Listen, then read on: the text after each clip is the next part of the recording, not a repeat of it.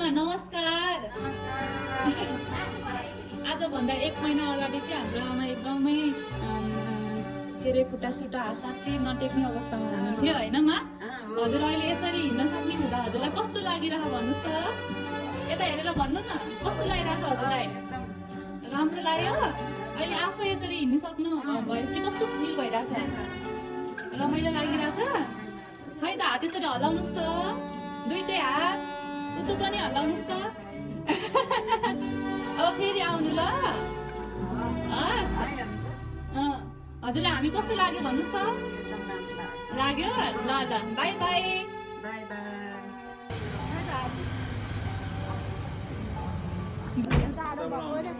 खुट्टा माथि राख। यो चाहिँ खुट्टा यो ल चाहिँ बाई मा भित्र यता हाल। हेर्नु त बाई।